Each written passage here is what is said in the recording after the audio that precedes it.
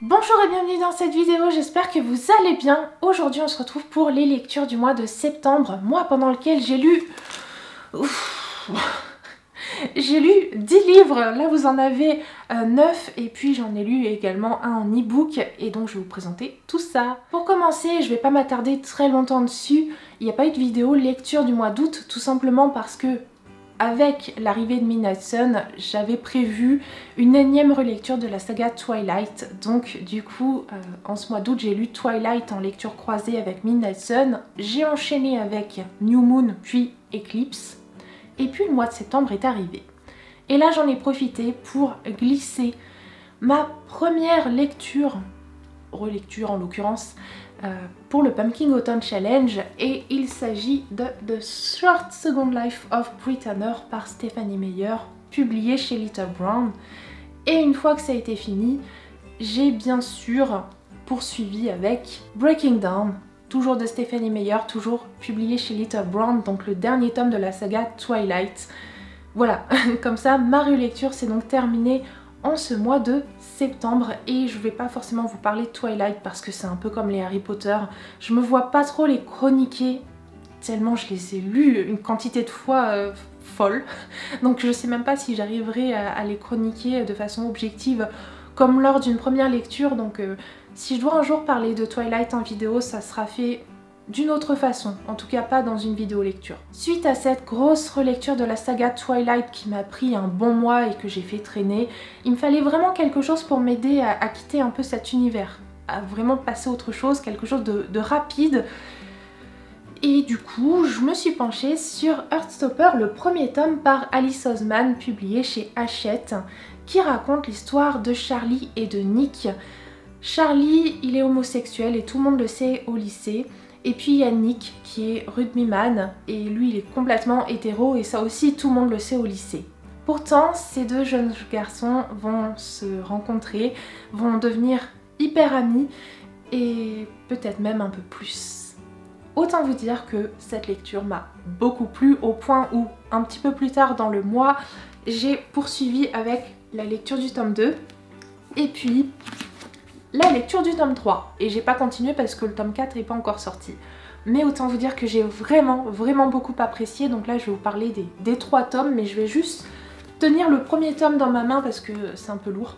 Heartstopper, ça a été une vraie surprise pour moi parce que la romance et moi c'est un petit peu compliqué depuis quelques années. Mais alors ce genre de livre, ça m'a redonné foi en la romance, tellement c'était juste beau et c'était doux surtout. On n'était pas dans les clichés habituels et puis c'était super intéressant parce qu'on s'intéresse quand même à une relation entre deux garçons adressée à un public young adulte, donc un public de personnes qui se cherchent peut-être encore sexuellement, qui se sont pas encore trouvées et qui vont peut-être trouver des réponses dans ce genre de livre. Et dans ce genre de livre c'est tellement bien fait en plus parce qu'on explore beaucoup de choses en fait dans Heartstopper et c'est ça que j'ai trouvé vraiment très intéressant. Je me mets à la place d'un ado qui se cherche et qui grâce à un livre comme ça peut trouver des réponses et je trouve ça génial. Et en plus cette histoire est tellement toute douce, vraiment c'est le genre d'histoire, il fait pas beau dehors, on se glisse sous un plaid avec un chocolat chaud et avec Heartstopper et on est juste trop bien, c'est hyper réconfortant. C'est un roman graphique d'ailleurs, je vous ai pas dit, enfin je vous l'ai pas dit dans cette vidéo mais je vous l'ai dit dans d'autres vidéos où je vous en ai parlé. Et du coup ça se lit tout seul. Et au niveau des dessins, j'avais un peu peur de pas accrocher au début et finalement je les ai trouvés simples mais très efficaces. On allait vraiment droit à l'essentiel avec. Et puis voilà, c'est un bon gros plus quoi. Pour moi ça a vraiment été une très chouette lecture. J'ai également lu Fille de rouille par Gwendoline Kist, publié chez les éditions du Chat Noir. Dans cette histoire on va suivre le personnage de Phoebe qui va retourner dans la ville de son enfance. Cette ville où dans les années 80 il y a eu une sorte de drame puisque certaines filles de cette ville sont devenues des filles de rouille, c'est-à-dire que leur corps s'est vraiment transformé. Il y a vraiment eu pas mal d'événements suite à ça. Et Phoebe, elle n'était jamais retournée dans la ville de son enfance et forcément ça lui fait tout bizarre d'y retourner et ça lui rappelle plein de souvenirs et du coup on va suivre dans cette histoire ce qui s'est passé dans ces années 80. Malheureusement Fille de rouille et moi, ça l'a pas fait. Et c'est complètement de ma faute en fait, puisque au dos du livre il y a quand même écrit que c'était de l'horreur et moi je me suis attendue à du fantastique, à un livre qui nous apporterait des réponses sur ces filles dont le corps se transforme. Moi je m'attendais vraiment à ce qu'il y ait une raison, à ce que ça démontre quelque chose, à ce que ça soit en fait ça nous pousse vers le féminisme ou vers l'écologie, qui est vraiment toute une résolution comme ça autour du problème qui touche ces filles. Et en fait, c'est pas du tout le but du roman. Le but du roman, c'est juste un roman d'horreur qui va instaurer une ambiance qui est très bien faite hein, et qui est tout autour de ces filles, qui met la chair de poule. Et ça oui, effectivement, c'est bien fait. Et c'est juste que moi, je me suis tellement attendue à avoir des explications, à avoir vraiment un livre qui est militant en fait, un livre qui va vraiment défendre une opinion qui va être soit sur le féminisme, soit sur l'écologie, qu'au final, ben, je suis restée sur ma faim en fait. Mais l'histoire, elle est pas mal pour autant, c'est juste que moi j'en attendais complètement autre chose. J'ai poursuivi avec le tome 3 de la saga Shobit par Clamp, publié chez Pika Éditions. Pika qui ressort cette saga cette année et du coup à chaque fois qu'il y a un tome qui sort, ben, je me jette dessus pour le relire et c'est toujours aussi bien en fait. Je suis tellement contente en fait que cette saga ressorte parce que je l'ai tellement aimée l'année dernière quand je l'ai lu en e-book et là voilà je peux la relire en format papier, la garder dans ma bibliothèque. Ce tome 3 m'a d'ailleurs surprise parce que je me souvenais pas qu'on avançait autant dans l'histoire avec ce tome 3. Mais du coup ça a été vraiment un plaisir de retrouver tous ces éléments, ce scénario qui se met peu à peu comme ça en place avec tous ces mystères. Vous l'avez compris, ça l'a encore fait avec moi, Shobit. Voilà, ça a été un coup de cœur de mon année 2019 et un an plus tard ça me plaît toujours autant. Puis c'était le jour de l'automne et je m'étais réservé une lecture tout particulièrement pour ce jour en fait. Et c'est vraiment le livre, je me suis dit je le lirai le jour de l'automne et c'est ce que j'ai fait avec L'automne de Monsieur Grumpf, le premier tome de la saga Sous les arbres par Dave, publié chez les éditions de la Coutière. Et là, on est dans un album, bande dessinée, enfin, c'est trop mignon. C'est adorable l'intérieur, c'est vraiment hyper automnal. On suit les aventures de Monsieur Grumpf, qui est un ours qui vit dans une forêt. D'ailleurs, tous les personnages de cette histoire sont des animaux. Et Monsieur Grumpf, ben, il est toujours prêt à aider son voisin, même quand ça l'agace un peu parce qu'il a plein de choses à faire de son côté, quoi. Mais Monsieur Grumpf, il est comme ça, il est hyper gentil. Et je vais pas en dire plus parce que cette histoire n'a que 30 pages et du coup ça se lit super vite et c'est vraiment adorable. Donc je vais pas vous raconter la fin, mais en tout cas c'était trop mignon. Vraiment, là le tome 2, je vais me jeter dessus en hiver parce que c'est un univers qui fait juste trop du bien, c'est adorable, de belles images, c'est réconfortant, c'est...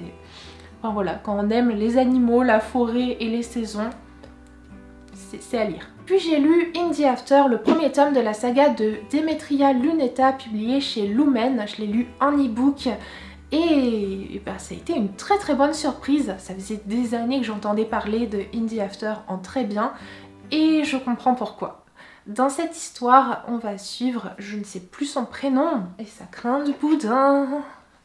Dans cette histoire, on suit le personnage d'Amy, Amy qui est devant sa télévision quand elle découvre que des aliens débarquent sur Terre et qu'en plus, ils sont en train de massacrer quasiment toute la population.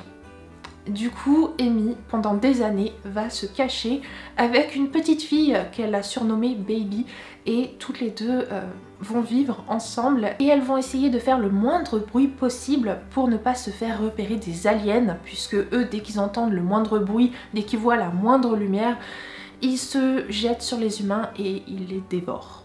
Ce livre a une ambiance juste folle, au point où vraiment tout est tellement silencieux dans le bouquin que moi je me rappelle à un moment donné, je commençais, j'étais dans les premiers chapitres, j'ai fait du bruit avec mon téléphone, je l'ai fait tomber, franchement ça m'a fait sursauter de dingue. Mon téléphone va très bien, rassurez-vous. Mais moi en tout cas, j'allais un petit peu moins bien, mon cœur il a vraiment palpité, enfin j'avais limite peur que les aliens débarquent, tellement c'est super bien raconté, on est vraiment dedans. Les chapitres sont super courts et du coup ça se lit tout seul. C'est hyper addictif, on tombe dans une histoire où on est vraiment tout le temps à cran avec Amy. C'est superment bien raconté et on est embarqué comme ça dans, enfin vraiment dans cet univers qui, c'est pas que ça fait peur, c'est juste qu'on est tout le temps sur le qui-vive. C'est tellement bien raconté qu'on y est en fait, c'est impressionnant. Moi je comprends le succès de ce livre. Après j'avoue que malheureusement j'avais compris le truc en fait. Et du coup j'ai pas eu cette surprise vers la fin du tome de me dire ah ok. Mais honnêtement c'était pas si grave. Tant pis, oui j'avais vu ça venir, oui ça me semblait logique que ça soit ça. Mais il n'empêche que ce livre est tellement bien raconté, il n'empêche que cette ambiance est incroyable, il n'empêche que voilà, c'est une très très bonne lecture. Et ensuite j'ai terminé mon mois de septembre avec La Belle et le Fuseau par Neil Gaiman, avec les illustrations de Chris Riddle, publiées chez Albin Michel.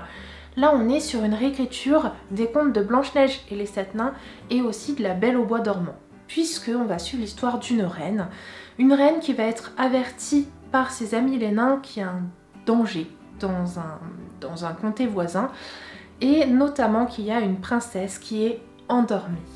Du coup la reine va avec ses amis les nains partir dans ce comté voisin, essayer de lever la malédiction de cette princesse endormie. Ça a été une réécriture qui m'a tellement plu, très honnêtement une superbe surprise.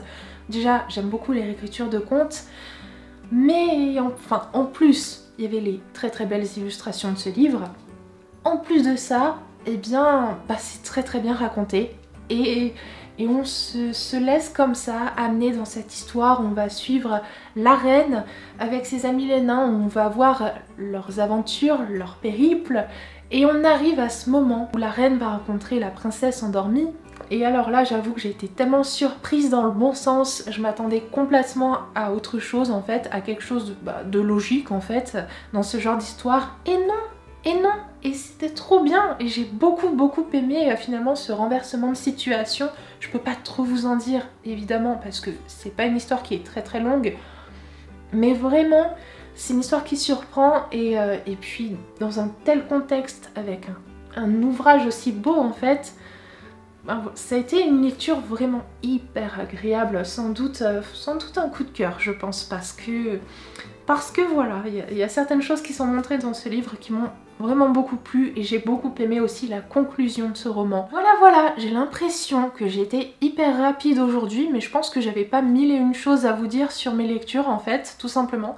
En tout cas, vraiment je me suis régalée en ce mois de septembre, et puis j'ai déjà lu 6 livres sur les 12 livres de mon Pumpkin Autumn Challenge, donc trop bien, voilà, c'est bien. Franchement non, je suis contente. Je vais donc vous laisser ici puisque pour cette vidéo c'est désormais terminé, mais on se retrouve bientôt et j'espère que la météo le voudra bien avec une nouvelle vidéo.